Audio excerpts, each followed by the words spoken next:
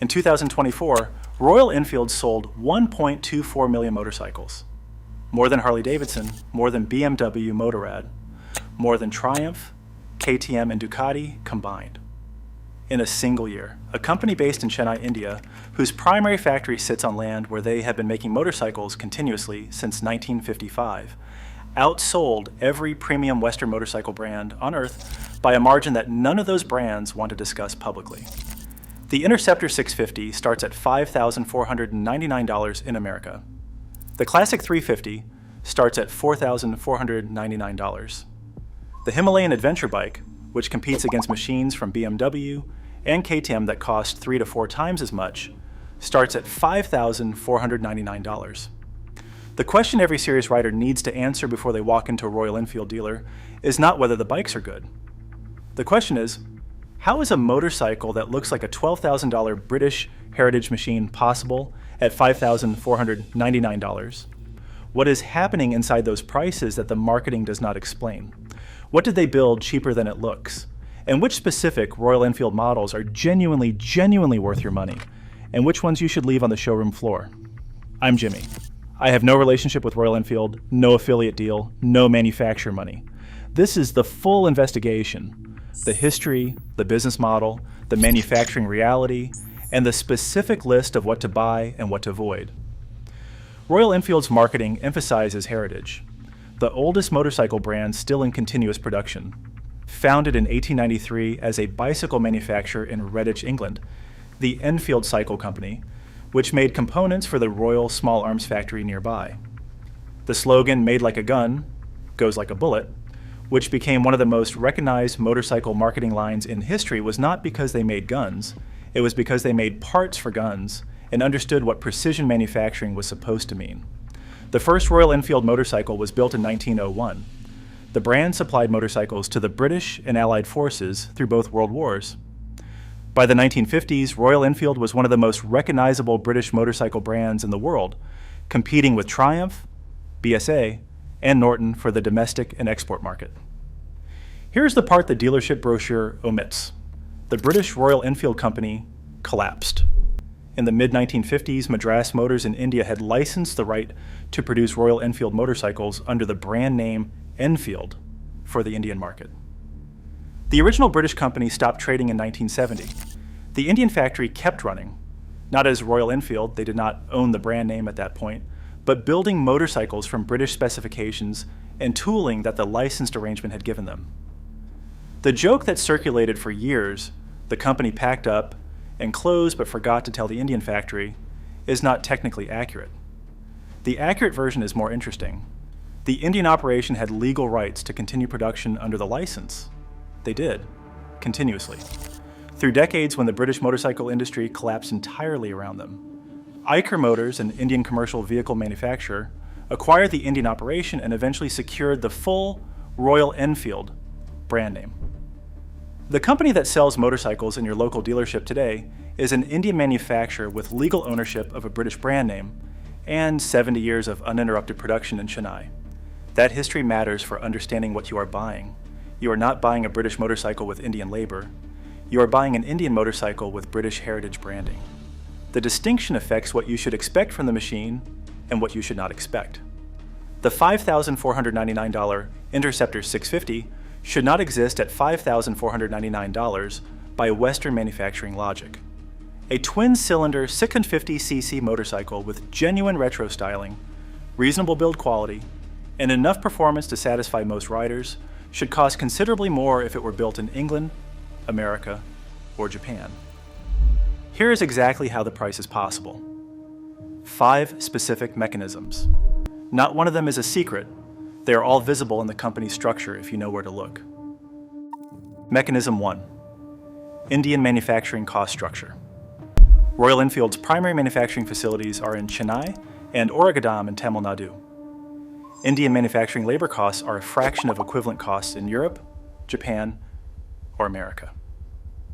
The Oragadam facility, a modern purpose-built plant that opened in 2013, produces motorcycles in a country where the entire cost of skilled manufacturing labor is dramatically below Western equivalents. This is not exploitation. It is geography and economic development.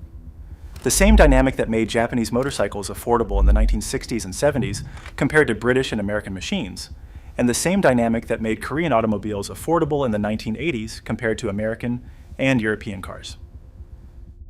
Mechanism 2, domestic market scale. Royal Enfield sells the majority of its volume in India, and India is the world's largest motorcycle market.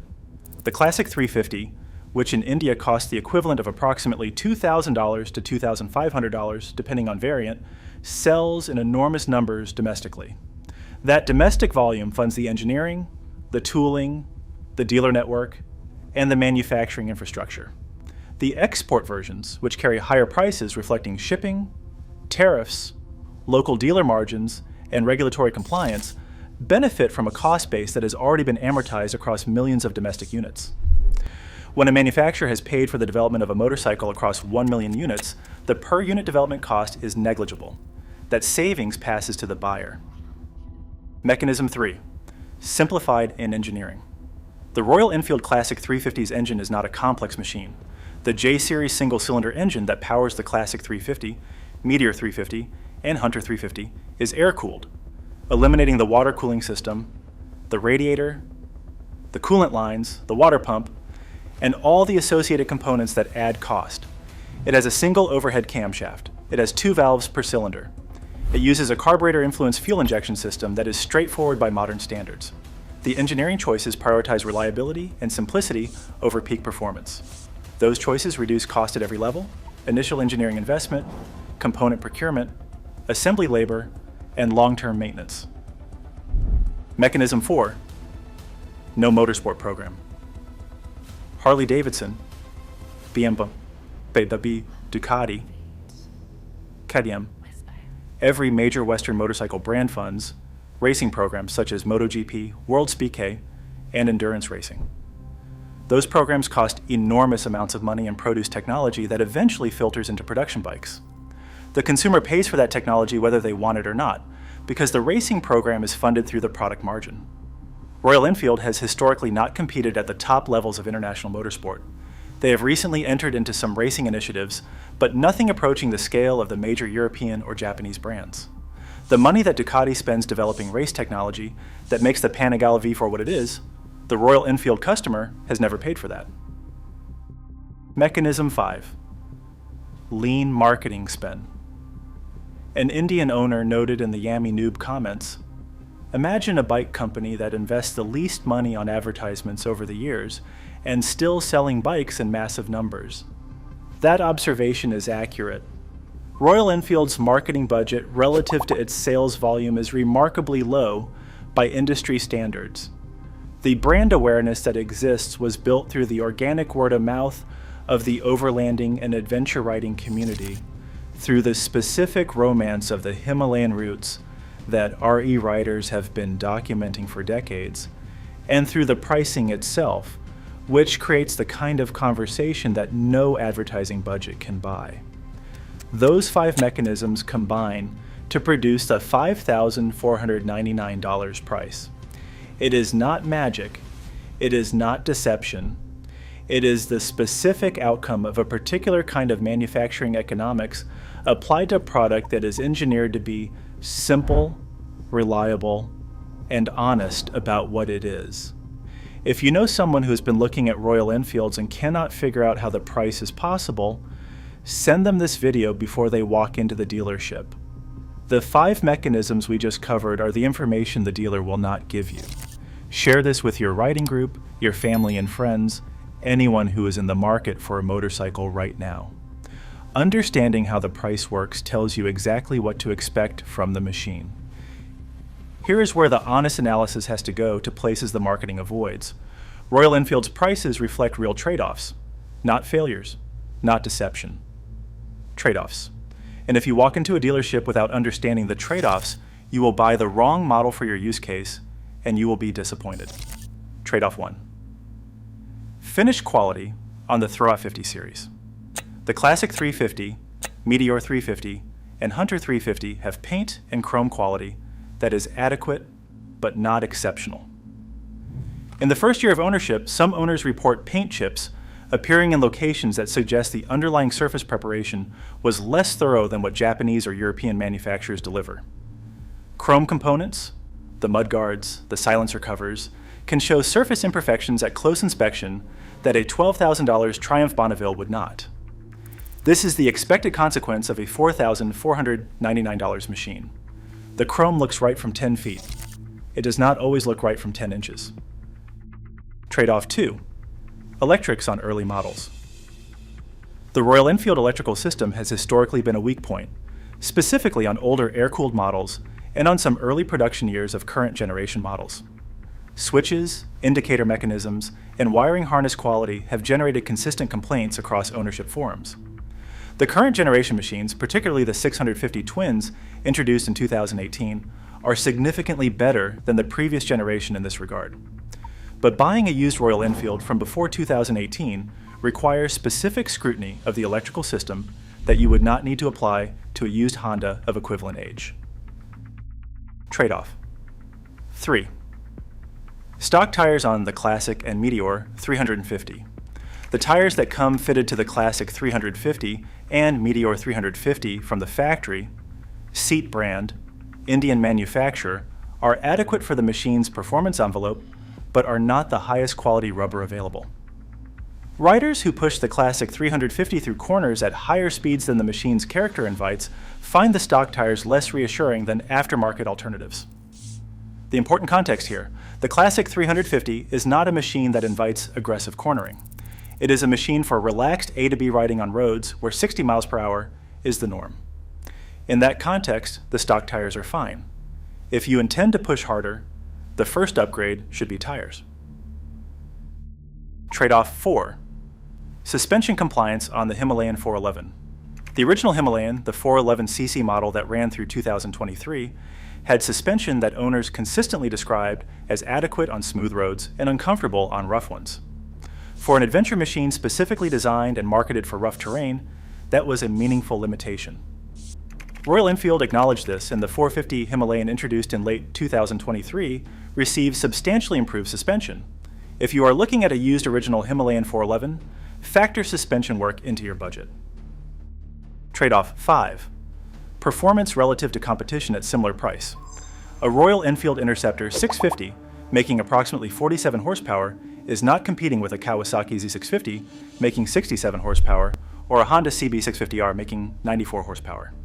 It is competing on character, aesthetics, and riding experience rather than on power output. The rider who buys an Interceptor 650 looking for performance will be disappointed. The rider who buys an Interceptor 650 looking for a beautiful, relaxed, characterful twin-cylinder machine at a price that makes economic sense, that rider will be delighted. The trade-off is not hidden. It is visible in the specification sheet, but buyers who do not read specification sheets walk into dealerships expecting performance and leave confused. This is the list. Based on the documented owner experience, the mechanical reality of each model, and the specific use case each machine is built for, I personally think the buy or avoid distinction at Royal Enfield is less about quality and more about matching the machine to your actual riding life. Buy without qualification: the Interceptor 650 and Continental GT 650. The 650 twins are the best motorcycles Royal Enfield makes and among the best value propositions in the global motorcycle market. The parallel twin engine is smooth, characterful, and genuinely reliable. The chassis is competent. The riding position, upright on the Interceptor, slightly sporty on the Continental GT, suits long-distance riding without fatigue. Owners consistently report 10,000, 15,000, 20,000 mile ownership experiences without significant mechanical issues. One commenter bought a 2022 Interceptor 650 at dealer clearance for $4,999 out the door and put 17,000 miles on it in 2.5 years with zero issues and zero regrets. Another bought one at 65 years old after 40 years away from motorcycles and calls it the best purchase decision he has made. The 650 twins represent what Royal Enfield can do when the engineering is given room to breathe. Buy them with confidence. The Himalayan 450.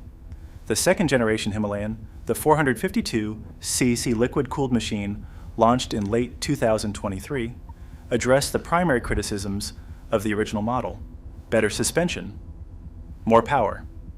Improved electronics. The 450 competes genuinely with adventure machines from brands charging considerably more. The long-term reliability data is still accumulating. It is a relatively recent machine, but early ownership reports are substantially more positive than the 411 generation. If the adventure segment is your use case and the price is your constraint, the 450 is the most capable machine Royal Enfield currently makes. The Classic 350 for the right rider. The Classic 350 has a specific character that divides riders sharply. The rider who buys it for back-road relaxed riding, for commuting in traffic, for the specific aesthetic of a British-styled retro motorcycle at a price that does not require financing, that rider loves it. The comment from the Texas rider. The Classic, due to its anemic performance, does not belong on freeways or highways. If you are looking for a laid-back riding experience on lonely back roads, then the Classic will make you very happy. That is the accurate description of who this motorcycle is for. The man in rural Oklahoma riding 20 miles of 40 to 50 miles per hour country roads and averaging 82 miles per gallon on a $4,000 machine he paid for in cash, that is the correct use case.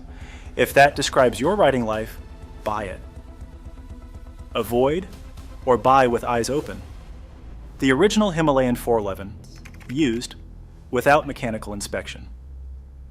The 411 is not a bad machine. However, it has documented suspension limitations, documented vibrational characteristics at higher speeds, and documented electrical gremlins on some production years. Buying one used without a thorough mechanical inspection and without a budget for suspension upgrades leads to disappointment. If you buy a used 411, inspect the electrical system completely, budget for aftermarket suspension, and do not expect it to perform like the 450 that replaced it. The Bullet 350 on the freeway. The Bullet 350 is the most traditional Royal Enfield in the lineup, a thumper single with a character that is inseparable from its limitations. It is slow by modern standards. It is uncomfortable at sustained highway speeds. It vibrates at higher revs in a way that the Classic 350, with its balancer shaft, does not. The Bullet is for riders who specifically want the traditional Royal Enfield experience, the thump, the mechanical directness, the vintage character, and who are riding in environments where its performance limitations are not limitations. It is not for anyone who needs to cover ground efficiently on mixed roads. Any Royal Enfield purchased without confirming dealer service capability. This is the one the marketing absolutely does not discuss. Royal Enfield's dealer network in North America is smaller and less established than Honda's, Kawasaki's, or Harley's. In major metropolitan areas, dealer availability is adequate. In rural areas, the nearest authorized service center may be 100 miles away. The machines are simple enough that independent shops can work on them, and their simplicity means many owners do their own basic maintenance. But if you depend on a manufacturer dealer network for service, and you live outside a major city, research the nearest Royal Enfield dealer before you buy.